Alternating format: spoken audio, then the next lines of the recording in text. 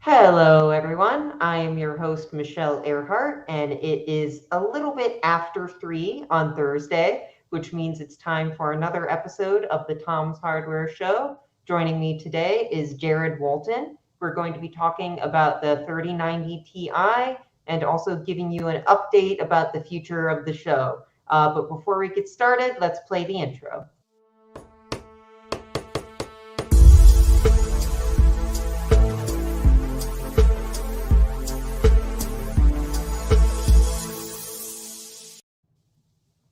Hi, Jared. So, as I said, we're talking about the 3090 Ti, which, as I understand, you're in the middle of testing. How's that going? It's going. I mean, it's what you would expect, right? It's their same GPU that they've used elsewhere, just clocked a little higher. A few more execution units, shader units, whatever you want to call them, are enabled, and it costs more. But they have made a few changes that will be beneficial. $500 beneficial? No. Right. That's what I was gonna. I was looking through the official specs because you wrote an article yesterday going through it. You said this is like about 10% more performance than the regular 3090. Well, that was a baseline estimate. That was before I had a card, before I had run benchmarks. Nvidia said it was 9% faster on average, but it's the same thing with Intel and AMD. When they give you a number and they say, "Hey, our scores show it's this much faster on average," you can always like drop that a few points. And so depending on what you're doing, I'm seeing differences of anywhere from 3% to as much as 12%. Average is probably closer to like 6 or 7%, and that's with the Asus card that I've got for testing running overclocked. So this is Not MSR. overclocked like by me, but like factory overclocked. Right. So this is MSRP $2,000 compared to the 3090 $1,500 MSRP. Of course, that's just the MSRP. The graphics card market is wild west right now, so I don't know It's what it's getting going to better. It's end getting up cost. better. That's true. It has been dropping, but I don't know what that's going to end up costing. We haven't done our testing on it yet because they haven't seeded Founders Edition units to us. Well, we've Yeah, done some of as our far as I know, testing they're though. not seeding Founders Edition either. Like, I don't know. Like, we would have to buy one if we want a reference clock. And I mean, theoretically, I could just set the clocks and the power limits on any 3090 Ti card to the reference settings, and it should be pretty close to what you'd get from the reference card. We just wouldn't have like exact noise and temperature and things. So I notice that sometimes you're using NVIDIA Broadcast to cut out your fan, but sometimes I hear it coming in, and I'm like, is that the GPU or? no, it's I don't. So I've got case fans and liquid cooling and stuff in my PC that's right next to me, and this is a Blue Yeti microphone, and they are like ultra sensitive. So Yeah, I'm using a um, Blue Yeti as well. So I was just wondering though, with that kind of power overwhelming, as yes, Rutu M says, what kind of cooling it runs. But this is a good time to remind everyone, now that I'm looking at a viewer comment, please feel free to drop your comments in whatever box down below throughout the show, and we will address them as they pop up. Rutu M, fan of the show. It's good to see you again. I notice your icon is a red panda. I am curious what you think of turning red. We've been talking about it so much in our office lately, we can't stop talking about it. But in the meantime, Jared, what's your big takeaway from the 3090 Ti? well, so if you look at current prices online, the 3090 still is going for like close to $2,000. So by that metric, it's not that bad because this is faster than the 3090 card and the 3090 Ti. The biggest advantage, like the slight increase in clock speeds and the extra two streaming multiprocessors, those don't really matter that much in the grand scheme of things. What really is beneficial, I think, for the cards themselves is that they're now using 2 gigabyte GDDR6X memory chips from Micron clocked at 21 gigabits per second, and the 3090 was 19.5 gigabits per second. but they were 1 GB chips. So if you looked at the PCB, you had memory on both sides of the PCB in, I think they call it like clamshell mode. It's one of the things that most uh, memory memory specs for graphics cards allow is like you've got 32-bit memory channels, and so you can stick a chip on that channel, or you can stick two chips on that channel and each gets like 16 bits kind of thing, or they kind of act as two banks. So moving all the chips to one side, and let's see, what's a good card to show this on? Well, this is not a 3090 Ti. This is a 3080 12 GB from MSI. That's not But just a desk. no, it's It's massive. big. It's actually heavier, I think, than the 3090 Ti I have. But I just want to just point out that, like, if you look at this, you've got this massive heat sink here, right? And all of that presses up against the GPU and the memory. And then on the back, you've got this metal plate or ceramic plate or whatever, plastic in some cases. I'm pretty sure this one's metal. But the point is, like, there's no connection between this and the fans. There's no active cooling of this, really. It's all just by dissipation. And I mean, like the back of 3090 cards, it gets hot. Like I've tested a few of them and they get toasty.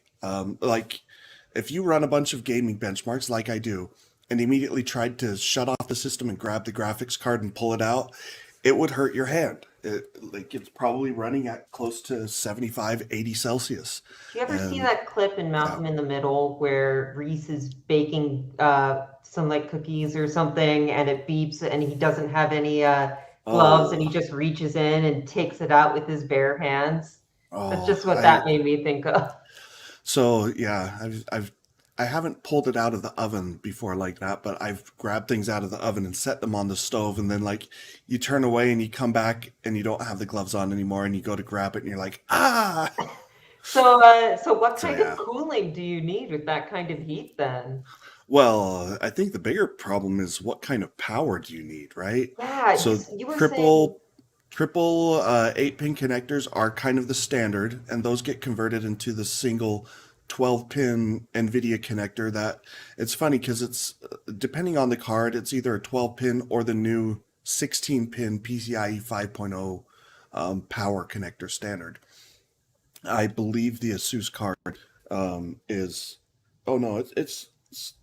I'll show you in a minute. It's got a 12-pin adapter, but the card has the 16-pin connector. You Go were figure. saying earlier this morning it's like what, 500 watts that it needs? In overclocked mode, so Asus, a lot of the manufacturers, they have modes on their card, so you can flip a switch on the card that's between quiet and performance modes. Quiet reduces the boost clock by like 30 megahertz or something. Maybe it's even 60. I don't know. And it reduces the power limit by 6%. Performance is at 100% power limit, and whatever they've set their boost clock to. And then if you install the Asus GPU tweak software, then you can enable OC mode. So it's fully supported and it's manufacturer warranted, but that will boost the power limit by 6% and boost the boost clock by 30 megahertz. And, it doesn't necessarily translate directly into 6% more power, but it's probably pretty close to that. And I think the Asus card is 480 watts default power, total board power. And so if you engage OC mode, I need to look it up. Sorry, and I think it might be 510 watt or 500 watt, but it's one of those two, and it's going to be probably pretty close to that if you're fully utilizing the graphics card. Gotcha. So how does that power drain compare to the base 3090 or I guess even the 3080? Right. So the reference card, the founders editions of the 3090 were 350 watt TGP, total graphics power. The reference 3090 Ti is 450 watt. Most of the factory overclocked cards from the add-in card partners, I'm seeing 480 watts as kind of the typical power rating, and then some of the cards are like 500, 510, 530 in overclock modes. And they can definitely pull that much.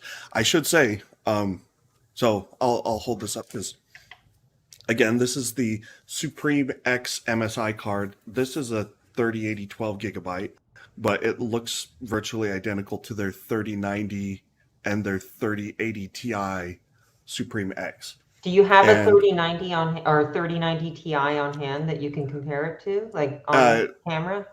not on camera. I have one somewhere. I think it's in a box.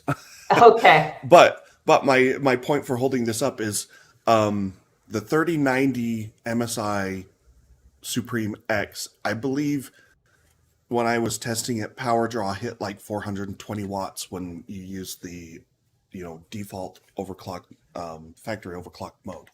So when you compare it to the factory overclocked 3090s, it's really probably only going to do maybe 50 to 80 watts more power. It's not going to be 150 watts more power. If you compare it to the reference founders editions of both, then it is 100 watts more power. And I don't think it will always use that much more power. It will depend on your workload. But if you're playing games at 4K, you're probably going to come close to that mark because the 3090 was power limited, meaning, it's got the same TDP as the 3080 Ti. They're both 350 watt cards. The 3080 is a 320 watt card. And the 3080 has higher boost clocks typically than the 3090 because it has fewer cores running at higher clocks. So that kind of cut into the benefit of buying the higher 3090. And so the add-in card partners boosted the power limits and made it so that the 3090 could run faster, which in turn kind of cuts into the margins that the 3090 Ti is going to give you.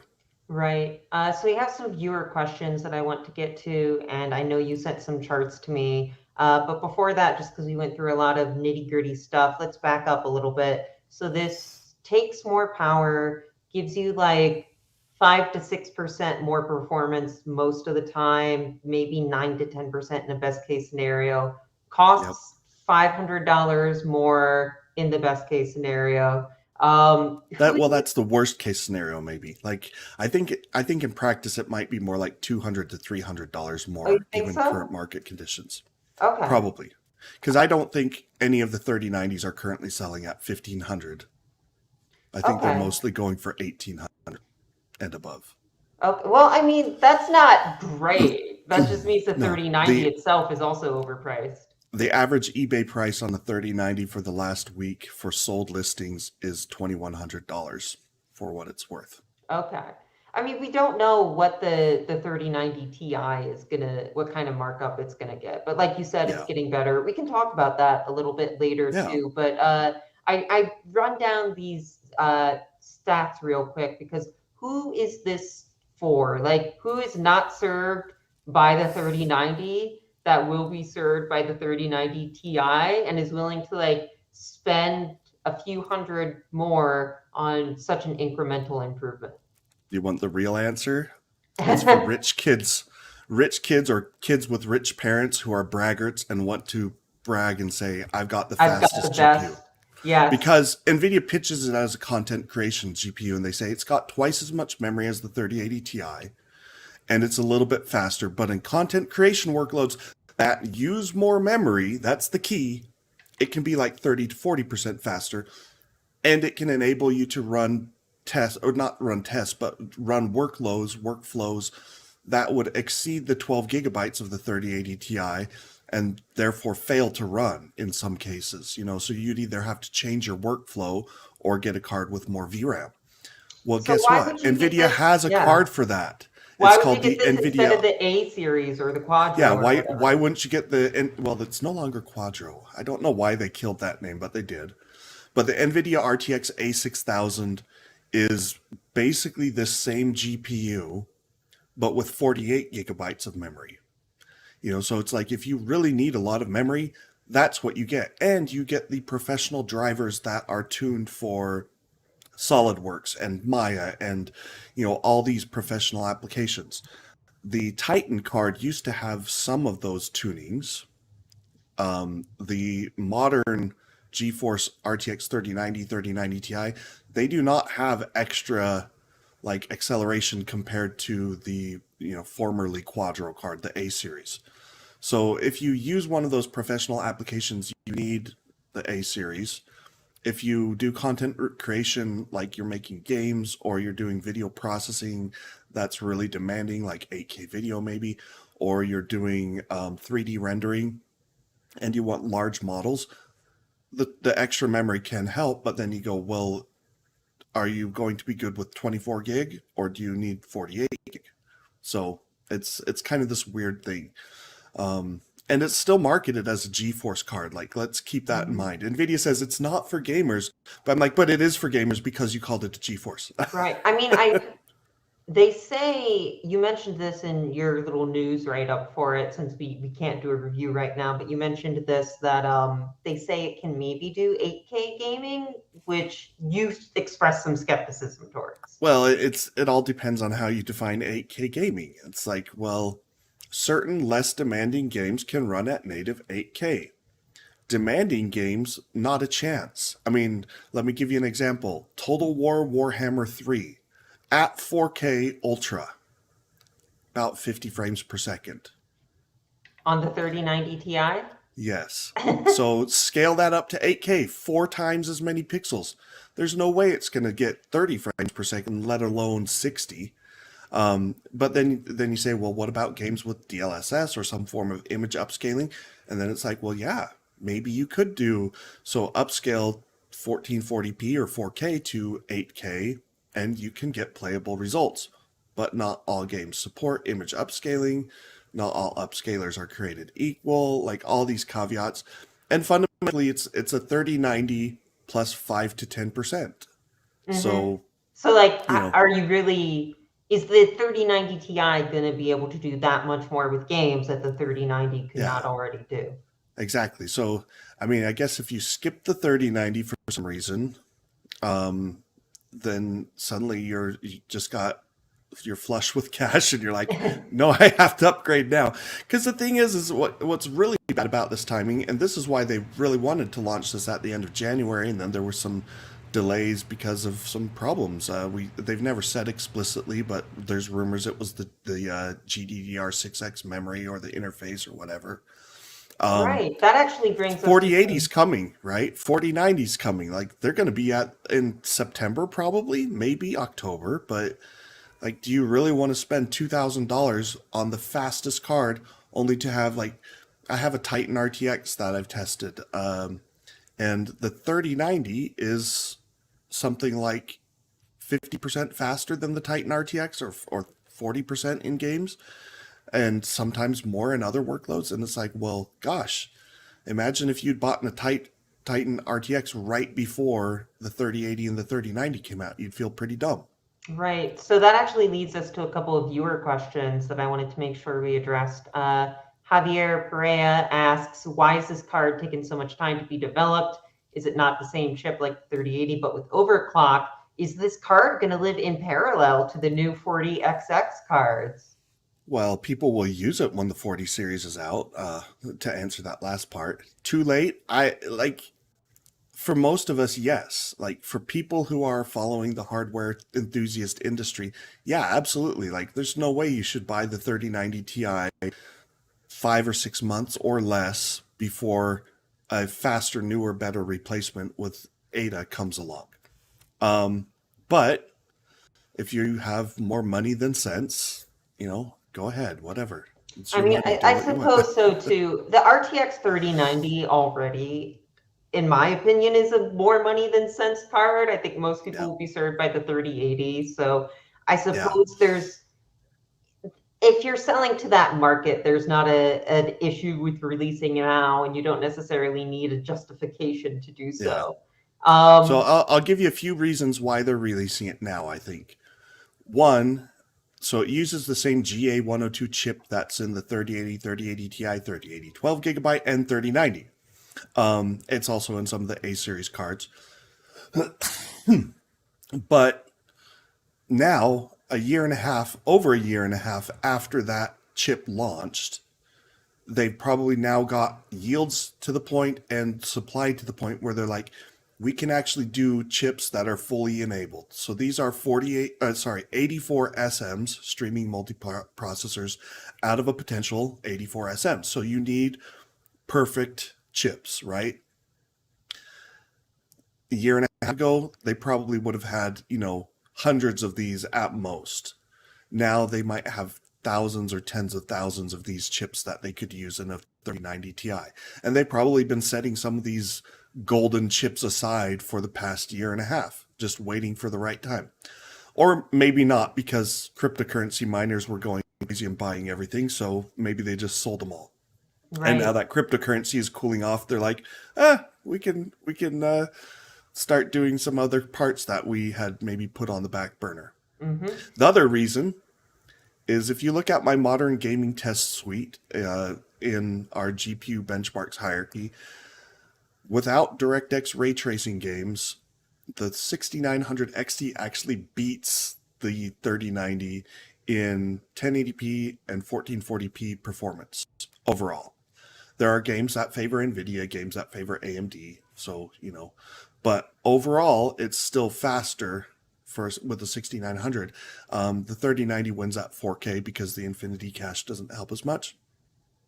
Given another 5 to 10%, I think that swaps back, and so So NVIDIA now NVIDIA can say we're on top. yeah, they can lay claim to being the fastest card in most situations. I mean, there's still going to be games that are made and promoted by AMD that will still run better on AMD, I think.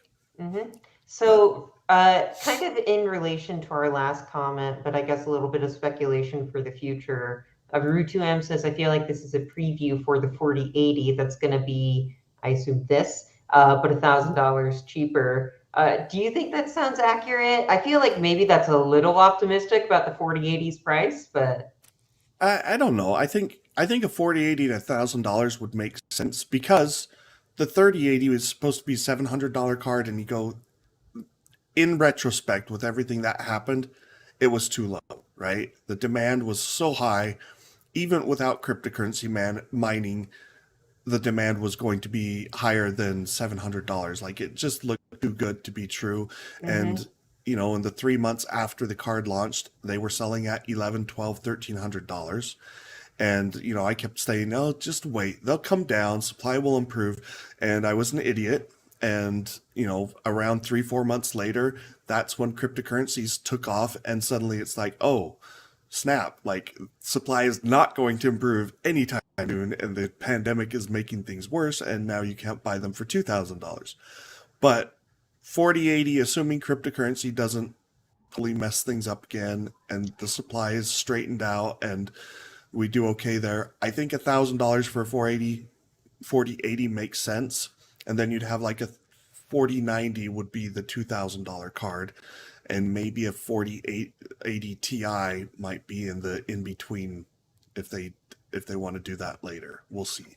So actually, there's some viewer questions that I still want to address, but you just raised something that I'm personally curious about. Obviously, this is major speculation, so we can't say anything super solid. But what do we even expect to see from the 40XX series this year?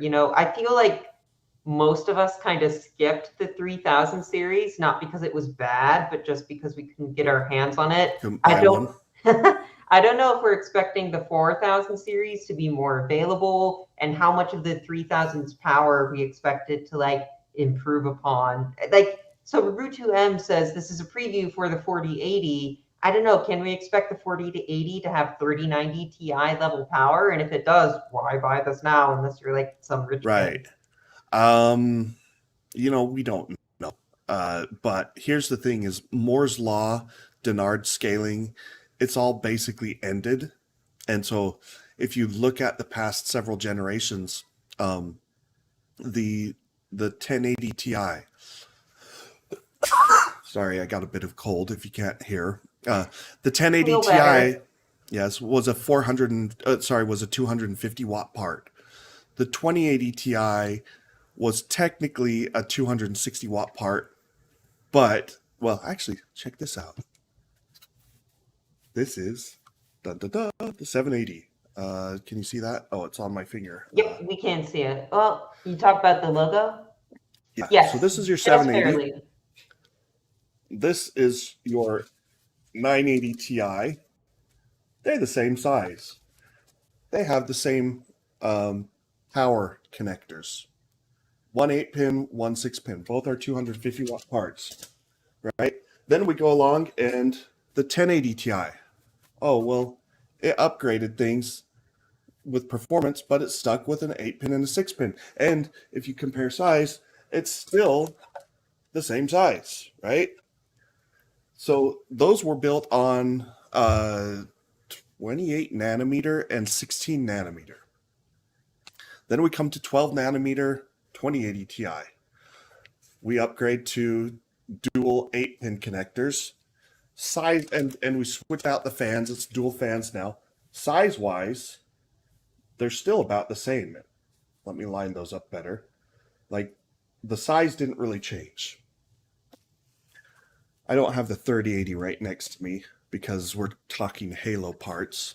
I'm amazed that you have all these cards just on hand. I pulled them out and got them on hand to do this, right? Your house is a dream for our audience.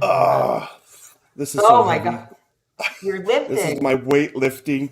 That's the 3090, and that's the same size as the 3090 Ti. You know, it's like taller. Let's see, it's taller and triple slot thick, and they went to the bigger 12-pin power adapter that supplies up to theoretically up to 600 watts, but in this case, it was 350 watts. And the new ones, dun dun, let's pull it out. Tangled up in my cords. Okay, 3090. This is the Asus Custom 3090 Ti. It's actually a little lighter than the 3090 Founders Edition. It only weighs 1.7 kilograms instead of like 2.2 kilograms. But thickness-wise, it's slightly thicker. It's hard to show that. Let's see. Can you see that? It is a little bit thicker. Not a ton, but I'll take your word for it. It's pretty close, right? Yeah. But then we get the little octopus thing, right? The triple 8-pin power connectors. The thing your cat likes to eat. Yeah, well, he was playing with the 3090 connectors that was sitting dangling a minute ago. But yeah, so now we've got triple, and each of these connectors can do 150 watts. So now this legitimately can power 450 watts, and it's big card. And one of the things that kind of torques me off about this is it's still got a dual slot connector. IO plate. Like even NVIDIA did that right. This has a triple slot IO plate, and it's beefy, and it helps support the weight of the card. And all these cards that have they're 3.5 slots wide. Why are we sticking on a dual slot IO plate? I don't know.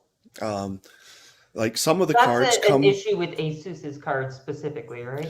Well, no, it's not just Asus. Like MSI has it. I think EVGA has it. Like Gigabyte has it. So many of the cards. There are some that have a triple slot cover, but a lot of them are still dual slot covers. And I'm like, you guys know this card weighs a lot. Like it has a huge cooler. When this is hanging in your case, I mean, EVGA's like people are laughing because they called it a GPU leash, and it's a little cord that you can hook up to the back and suspend from your case so that the bottom doesn't sag. And let me tell you, as a graphics card reviewer, I've used a lot of cards. I worry about supporting the back of the card when they're these big heavy cards. And in fact, you can kind of see it here. This is my test bed. MSI's their Supreme X, which I was showing that earlier. Big fat honking card that weighs 2 kilograms. They ship it with a kickstand. I think that's what they call it. That's adjustable height. And it's actually really useful if you don't move your PC around, because I'm like, yeah, I worry about sag and all that strain being stuck on the card. And back in the day, I did have GPUs that, like, I had a heavy card that was in my system for a couple of years. And I noticed when I looked in it that the card, like, it angled downward Right. at the So end of it's the time. So, it's probably not great for it, but I have a yeah, it's just hard a on the PCIe 1080. slot. I have just a 1080 in my machine, and it's not supported by anything at all. It's really bad and jank. I need to upgrade, but I feel like whenever I open it up, it's still always sagging just a Yeah. little bit. This I can't imagine mounting it that way. You would have to need either a support bracket or a I don't know. I'm tempted lately to start looking at those cases where you mount the graphics cards vertically. Yeah. Yeah, they're not a bad idea. The hard thing about them is now you've got your cases venting all the heat straight up into the air, and you're like, ah, that's not that nice actually. It really heats up a room more. Yeah, especially in Um, a Brooklyn apartment, but yeah. whatever.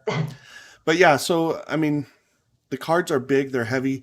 I think this card was like 1670 or 1680 grams, so it's not even that heavy compared to some of the cards. Like the Founders Edition is probably 2.5 kilograms. I think the MSI card, Supreme X, is probably close to that 2.2 kilogram range. I said 2.5. I meant 2.2. It's not 2.5.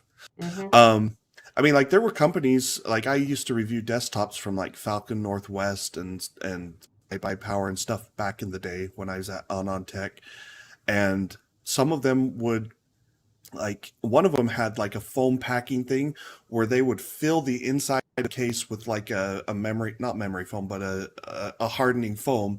So they'd build it all and they would fill up the inside of the case with this wrapped plastic foam because that foam would support the graphics card during shipping. Hmm. Others would ship it without the graphics cards installed and say, yeah, we don't want to damage the card or the PC, so you'll have to install the graphics card yourself. It's a real concern. Like you can't control how FedEx and UPS and such handle your packages. So, when you've got 3 to 5 pounds of weight hanging off of a couple of screws and no real support at the back end of the card, it's a concern. I used to review laptops for us, and I did a few desktops in that time as well, and I know exactly what you're talking about people shipping them with foam. There is one audience question I want to look at, and then I want to start getting into the benchmarks you have run so far. So Javier Perea asks, he means a 3090 Ti. He Does says in he? the follow-up comment, but does the 3090 Ti have the record for power consumption at reference clocks? I mean, you were showing the different pin connectors earlier, Um, but So there was the Titan Z, right? That was the dual GPU one. There was also an AMD had the 295X2 or something like that. R9 295X2. There was a dual GPU Fury. All of those dual GPU cards, like some of those pushed into that 375 watt range. Um, as far as single GPUs for consumers, I believe 350 is or 450 is now far and away the record. I think outside of heavily factory overclocked cards, we never saw anything like 350 used to be the old record, and before that it was 260 of the Founders Edition 2080 Ti, and basically we were at 250 watts for all those cards I showed a few minutes back, like everything from like the I want to say even going back like the GTX 600 500 series was probably maxing out at 250 watts. So all of a sudden like we've and like I said, Denard scaling, the shrinking of transistors and lowering of power, Moore's law, it's kind of ended. And I actually asked Jensen about that at NVIDIA's recent thing, where they talked about Hopper. So this is interesting because it's related. The Hopper GH100 GPU, that's their next generation data center part. It's got a 700 watt TGP. And, that's massive. And it draws that through a custom SXM interface. It's not running in a PCI slot, PCI Express slot. Um, but the previous one was the Ampere GA100, the A100 chips. Those were only 400 watts. So Hopper is supposed to be like 3 times, up to 6 times faster than Ampere A100. But it also uses 80% more power, something like that. And we don't have the like. So Ampere for consumers was made on Samsung's 8N process, 8 nanometer for NVIDIA.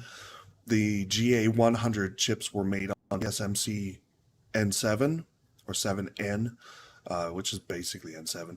And then this is made on TSMC 4N, but like it's not the shrink from 7 to 4 is very misleading. It's if you were like looking at actual transistor sizes, it's probably not quite that large.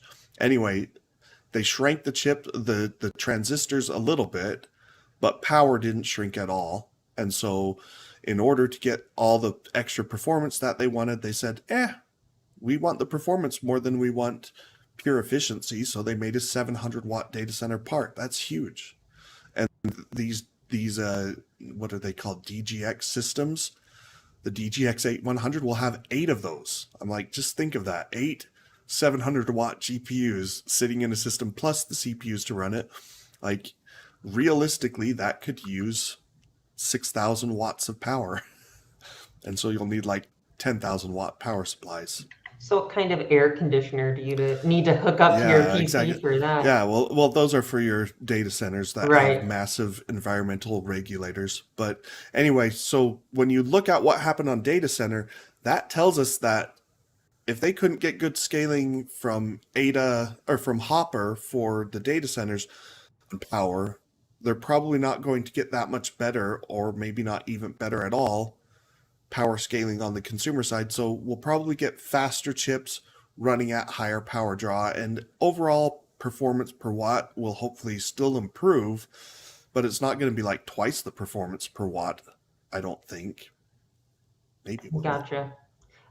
So we are about 40 minutes in yet so far. Let's look at some charts. So you sent me some test charts like from various programs, and you sent me some game charts. Which of those do you want to look at? Hey, let's poll the audience. Quick, vote. Press F for games. I think games, right? Let's do games. Okay, cool. NVIDIA says it's not a gaming GPU, but we know it still kind of is, because if you don't want a gaming GPU, you're probably buying the A6000 or A5000. Cool. So Borderlands 3, badass settings, so using lots of memory. Keep in mind, this is a factory overclocked ASUS card, so it's not apples to apples comparisons, right? But we got, so if I'm actually pulling up the numbers here just for kicks. So in Borderlands, it's actually 13% faster. Yeah, it's decent. That's like 10 more frames. Yeah, that's a pretty good gap. But if you ran it in default mode, which would reduce the power a bit, I think it'd probably be more like 76, 77 frames per second. So there's a little bit of that. But still, that's one of the bigger jumps. So a different game for maybe more. Oops. I don't know if something changed. Like it's hard to kind of troubleshoot, but I can tell you my Far Cry 6 numbers are down across the board for the 3090 Ti. I need to maybe look at that again and figure out if there's something else going on. It's weaker than the 3080 Ti. Yeah, and so that's one of those, like, maybe a game patch came out that screwed things up.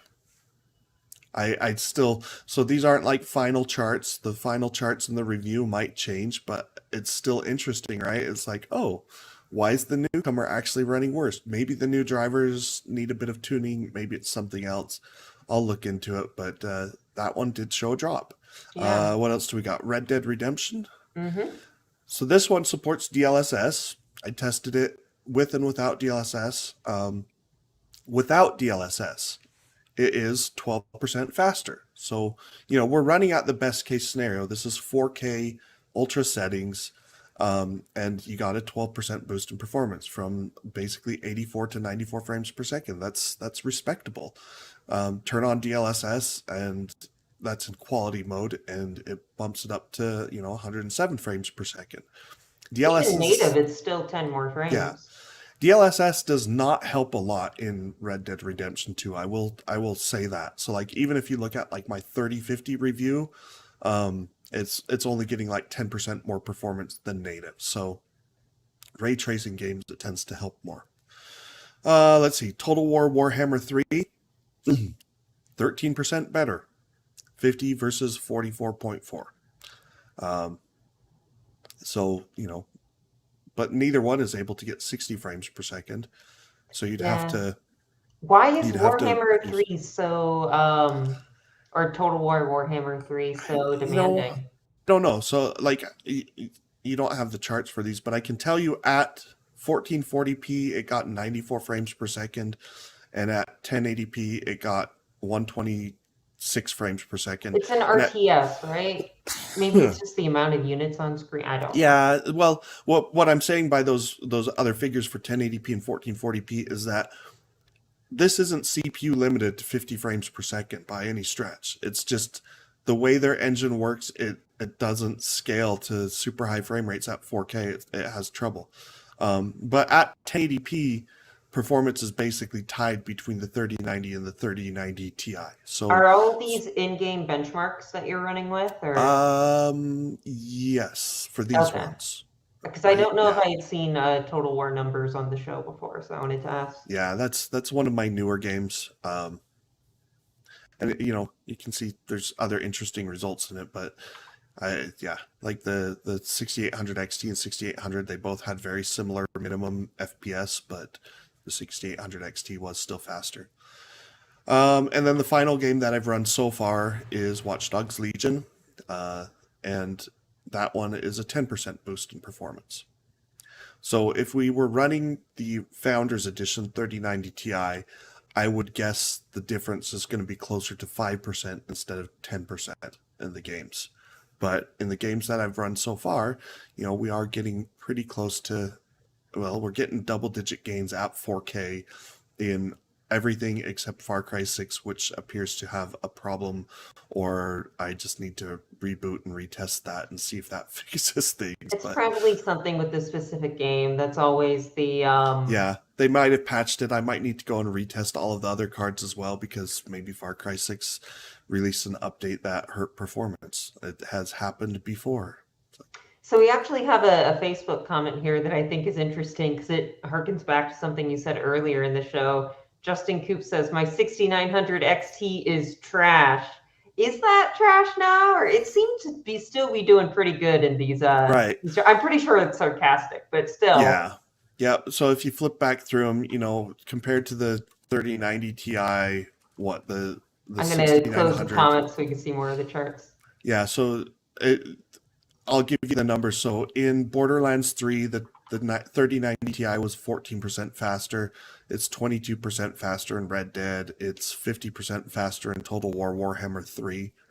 That's a big gap, but it's game engine doesn't. It's a DirectX 11 game engine. So, and Watch Dogs Legion was 23% faster than the 6900 XT. And you said earlier that the 6900 XT is still better for like sub 4K stuff than like the 3090, right? Then the 3090 it was beating. So like if I go 3090 versus the 6900 overall across the 8 games I tested, the 6900 XT was 4.5% faster at 1080p, 2% faster at 1440p, and then it's like 5% slower at 4K. And the big call out there is the 3090 only won in Red Dead Redemption 2 and Total War Warhammer 3. And it also wins at 1440p in Watch Dogs Legion, but everything Didn't else it win in went to Borderlands? against the 3090, not the 3090 Oh, Ti. okay. Gotcha. Yeah, so at 1440p and lower resolutions, the 6900 XT still beats the 3090. And if I say the Asus card, you don't have these charts, but the 3090 Ti is generally faster at 1440p and 4K, and sometimes 1080p. It depends a little bit on the game, but you do definitely start to hit CPU limits at 1080p with either of those cards, really. Gotcha. unless you're running a ray tracing game. And if you're running a ray tracing game, spoiler alert, the 3090 Ti is going to stomp all over AMD 6900 I XT was going to because, ask about that. You do not like AMD ray tracing, correct? well, it's not that I mean, it's just lesser hardware. Like, so the 3090 Ti, they have 84 and, well, 82 and 84 ray tracing units. RT cores is what NVIDIA calls them. And those are second generation ray tracing cores that they basically doubled the amount of power of compute resources that can be run on, I think it's the ray triangle intersections, but I could be wrong on that. But they did double down on something, and they said, in general, not universally, but typically, it improves their ray tracing performance by 75%. So that if you had a 2080 running at 1 gigahertz and you had a 3080 running at 1 gigahertz, and hypothetically, now we'll just throw out the 2080 and 3080, but you had an Ampere and a Turing card, both with the same number of cores and RT cores and the same clocks, then in ray tracing calculations, the Ampere architecture would be 75% faster at ray tracing calculations. So AMD's side of things, they call theirs ray accelerators. We don't really know in terms of like low level details exactly. I need water. Oh, sorry. No worries. Exactly. We can end the show soon. I appreciate you joining us. For everyone who's not aware, Jared's a little bit sick right Yeah. now, but Too much talking in the last hour. okay. Oh. Anyway, we don't know how AMD's ray accelerators directly match up to NVIDIA's. And If I've you need lost to my leave and go voice. get water now, I can entertain the audience for a bit. I really did lose my voice. Let me come back. Give me 2 Okay, minutes. no worries. So let me actually focus on myself for a bit. Sorry about that, everyone. We did want to have Jared on to talk because he is our GPU expert, but this is the issue with live shows and people being a little sick is you never know when something like this is going to happen. But I do appreciate having this chance to talk to you all one-on-one. I was going to save this for a little bit later in the show. But oh wait, actually, I can't save it for later in the show because Jared is back. So let's finish up the 3090 topic before we get on to. Shout out to Mike Kirkland Water. So ray accelerators on AMD, they seem to be similar to the Turing ray RT cores, right? And there's about the same number. AMD's are supposed to be clocked way higher, but in ray tracing performance, unless it's an AMD promoted game that only uses like ray tracing shadows, then basically NVIDIA wins by large margins. I want to say the 3070 Ti in my ray tracing benchmarks is faster than the 6900. Gotcha. So which does not, incidentally, does not bode well for for Intel's ARC chips. That is something that Rurutu brought up earlier. Not sure if I can find the comment, but they brought up that perhaps the release of this card also helps distract from the Intel Arc news right now.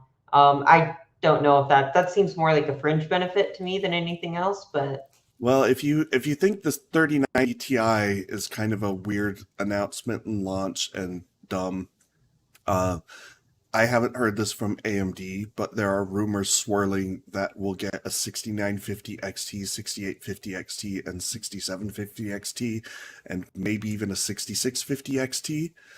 Like, it's a little crazy because I thought RDNA 3 was coming this year, but if we're going to get these refreshed cards in April, May, June, I mean, I don't know. We'll see what happens. But, it's one of these where maybe it's partly because we've been so long with GPU shortages that to kind of celebrate things, they're using the same chips, giving them a clock speed bump and renaming them, rebadging them, and, hopefully prices don't go up on the MSRP, but they might. We'll see. So Javier Freya asks, I know you're still Oh, mid-review, but yeah. because this is positioned as a content creation GPU, it would be nice to have some benchmarks of content creation comparing it with Apple M1 Ultra. Have you run any content creation tests yet, I or? did. I sent you some slides. Okay, cool. So let me see if I can So I've actually. got I've got Blender 3D rendering. V-Ray is also 3D rendering. Octane is 3D rendering. Those are like big content creation workloads. Let me And go then ahead and open the Blender yeah, slides. and then I've also got Spec ViewPerf 2020 V3. So Cool. so the Blender benchmark 3.1 has three tests. There's monster, junk, was it junk room? Junk, I can't remember. You can Monster, Junk Shop, junk Classroom. shop, that's what it is, and classroom. So, and this is I emailed AMD on this. I'm still waiting back for a response on the 6800, but Blender 3.1 does use the Cycles X engine, which is accelerated on AMD. But wow, like, the 3090 Ti are nearly an order of magnitude faster than the 6800 XT and 6900 XT. Flip to junk shop, Give me just a second. Bop. and the margins don't really change much. The 6800 is screwy. Like, that was the other thing I emailed AMD about. I'm like, I know it's got like 25% fewer ROPS, and it's clocked a little bit lower, and it has fewer GPU cores, but it's less than half the speed of the 6800 XT. I'm like, is there something going on and they'll hopefully get back with me, and maybe it's just a driver glitch. But so don't worry too much about the bad 6800 result. How, Um, how how much are these AMD GPUs like positioned for content creation versus the NVIDIA ones? Because that's um, a massive, well, that's a so massive difference there. yeah, so this is 3D rendering, and specifically, these have tie-ins through the Cycles X engines to use NVIDIA's RT cores and AMD's Ray accelerators. So, remember I said NVIDIA's are faster. Like, I don't know if this is like universally true, but if so, you get an idea of just how badly NVIDIA's ray tracing units beat the competition right now. And it's not always this big, but this is really complex ray tracing, right? This is professional path tracing, not just like real-time gaming ray tracing. So there's Junk Shop. Next one is the Classroom. There we Same go. margins, right? In fact, now it's 10x.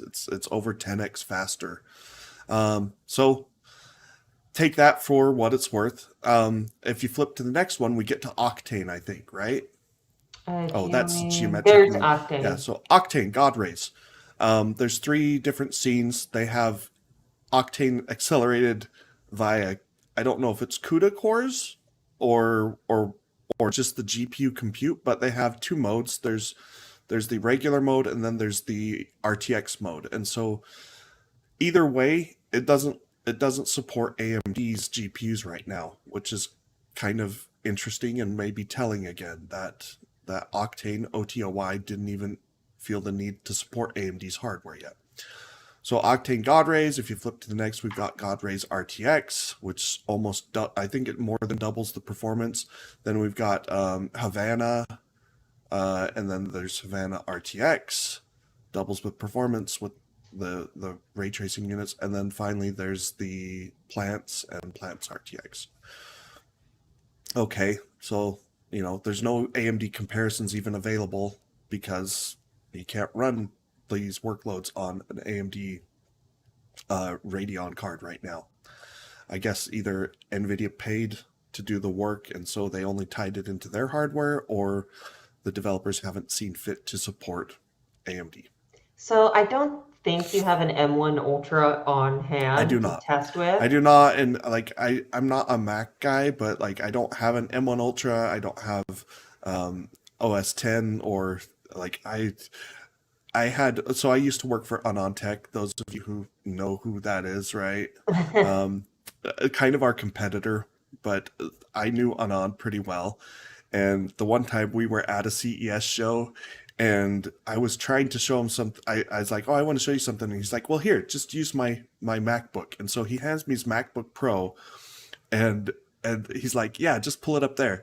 And I'm like looking at this, I'm like, "Okay." And he sees me like start moving around, and he just starts cracking up. He's like, "Dude, you don't even know OS 10 at all." And I'm like, "No, I don't." So I'm like trying to find, I don't even remember what it was, but I wanted to open like Notepad or something, and I'm like, "How do I open up just a?" Just go to Spotlight, Yeah, Jared. so I didn't know how to use it, and I'm sure I could learn it in a couple of weeks of using it as a daily thing, but it was pretty funny.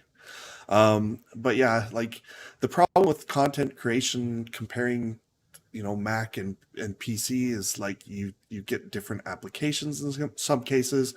Are you just doing video work? Because that's what the M1 Ultra really accelerates is they've put a lot of hardware into video acceleration, which interestingly, so has Intel with their Arc chips. Like they support hardware encoding and decoding of AV1, which is not something any other vendors have done yet. I don't know if Apple does, but so they're different beasts. I think there will be workloads where M1 Ultra will wipe the floor with the 3090 Ti, and there will be workloads where, video encoding stuff where it will wipe the floor, in reverse. I don't know if I said that right, but I like there think will I be get cases you. where the 3090 Ti easily wins, and there will be cases where the M1 Ultra easily wins. And I think you won't see a lot of things where it's like really About like equivalent. neck and neck. Yeah. It will either be something that does the stuff that M1 Ultra does well, or needs the stuff that it does well, or it will be something that doesn't do that, and then the 3090 Ti will just brute force its way to the top. And of Gotcha. course, the M1 Ultra is like a 60-watt chip compared to a 450-watt GPU. So we are running up on time, and we Woo! have one announcement that I was hinting at earlier when you were getting water. But before we get to that announcement, it's just like, what are your wrapping up thoughts on the 3090 Ti? Those gaming benchmarks were actually more impressive than I was expecting them to be. Yeah. I don't know, $500 more, Well, if impressive, you go but back and look at them closely, like rewind the video if you're watching this, go look at the 3080 performance because if you compare the Asus 3090 Ti to the log standard Founders Edition 3080, like it's overall it's probably going to be up to 25% faster, but theoretically that's three times the price for 25% performance increase. That's it's the same old diminishing at a gains that we certain always see. diminish, yep. So who should buy this? I feel like there's two options. There's the rich kids, like you said earlier, and then there's the people who are, I guess, really impatient and can write it Yeah. off as a business expense.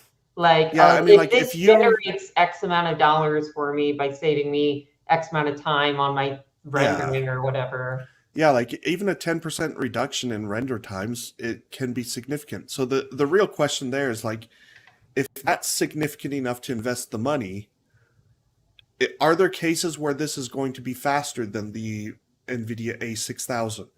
And I would guess probably because interestingly, the A6000, the A series in general, they don't use GDDR6X memory. It's too hot and too power hungry. Go figure. And this is also interesting. AMD doesn't use GDDR6X. They use GDDR6, and their refresh is reportedly moving to 18 gigabits per second memory, which they've also got on their 6500 XT and their limited edition 6900 XT liquid cooled, right?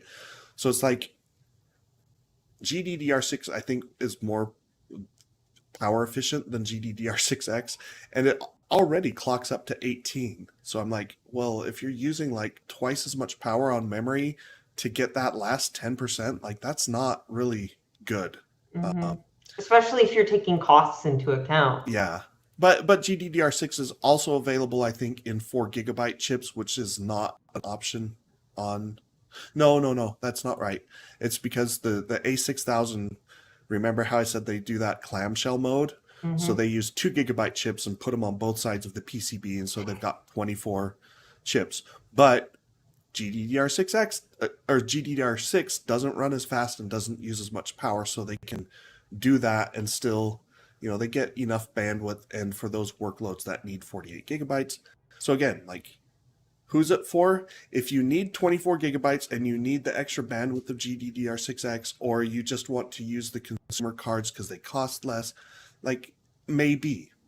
But if you can justify buying it for that sort of workload, the A6000 48 gigabyte card is over twice as expensive as this. It's like $4,700, $4,650. So it's a big step up to the professional cards, Right. but they But do I have guess other just benefits. for the individual like tech Yeah. enthusiast, I hate to say it because we've been saying this for every GPU that's come out over the course of the pandemic, but I feel like the idea here again is wait and see what succeeds this, right?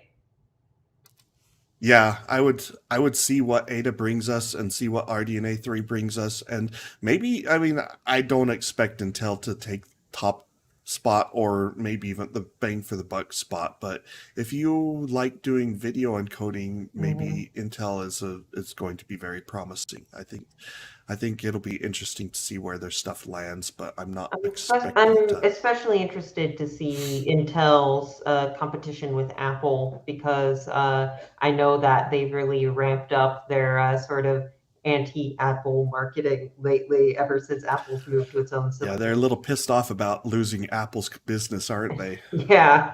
Um, we can talk about that on future shows, which brings me to the next topic.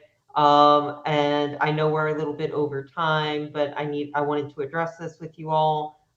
Today is my last day as host of the Tom's Hardware Show because I am moving on from the publication to a new job. My last day is tomorrow, Friday. It's It's been so leaving us. Yeah, it's been so great joining you all. It's been so great being able to host the stream and talk with the regulars like Guru 2M or Javier Perea or like. And it's been so nice having Jared and Andrew and Abram on to guests and then outside guests. But I'm moving on to other pastures. So next week we will be back, but instead of me, we're going to be having Jared on as the new host. Surprise. So it's good to be able to have him to guest on today. We were going to have a different guest today, but unfortunately, that guest is down with COVID. So I don't have COVID, thankfully. hope he gets better. Everyone's getting sick right now. But yeah, thank you for stepping in to take over hosting duties, Jared. And I'm excited to see where you take the show going forward. Yeah, and if you really don't like me and you want her back or you want something better, hopefully if I don't work out, we'll have someone else to replace me.